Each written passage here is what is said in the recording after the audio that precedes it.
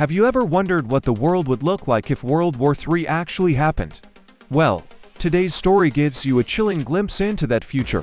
A devastated America, burning skies, flesh-eating animals, and one lone survivor with a secret mission that could change everything. What if World War III actually happened? Have you ever wondered what the world would look like if World War III actually happened? Well, today's story gives you a chilling glimpse into that future. We begin in the United States, now reduced to rubble and ruins. The war is over. Russia has claimed victory, but at a devastating cost.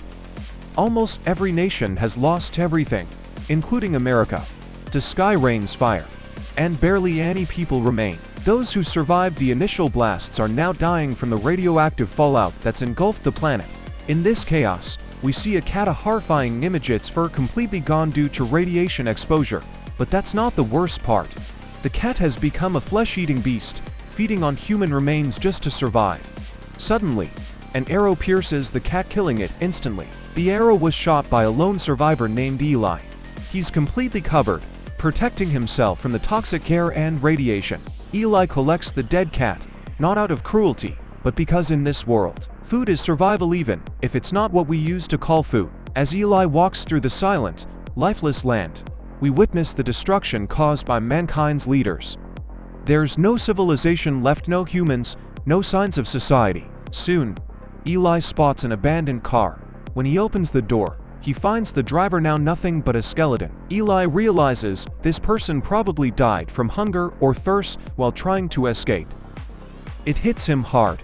He keeps walking and finds a house relatively intact.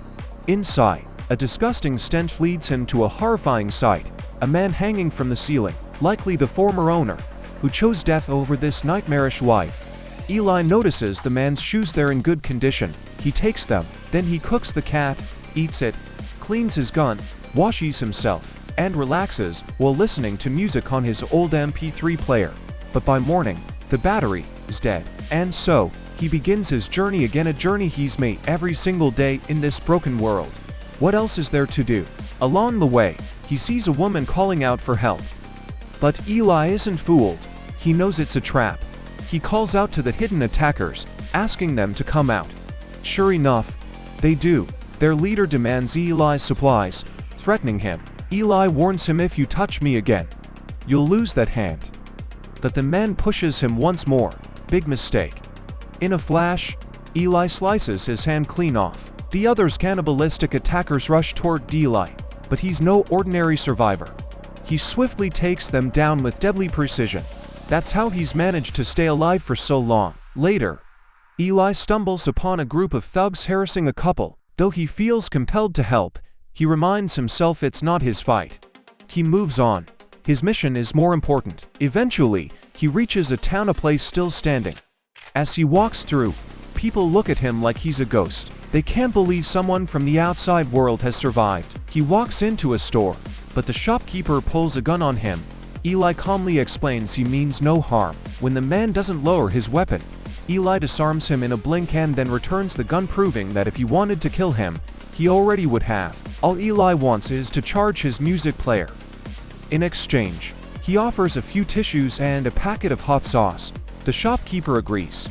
Just then, a group of bikers enter, the same gang Eli saw attacking the couple earlier. They're here to report to their boss about a missing book. The boss is obsessed with finding a Bible, a relic of the old world, but none of the books they brought back are what he's looking for. Meanwhile, Eli is at a bar, trading his gloves and lighter for water. The bar owner sends a girl named Solara to serve him. As she approaches, a cat jumps onto Eli's bag. He shoves it away, which upsets the boss Carnegie, a ruthless man. Carnegie recognizes Eli from the row and confronts him. Eli makes it clear he doesn't want trouble, but Carnegie does. What follows is a brutal fight. Eli takes down several of Carnegie's men with lightning-fast moves. Solara watches, stunned.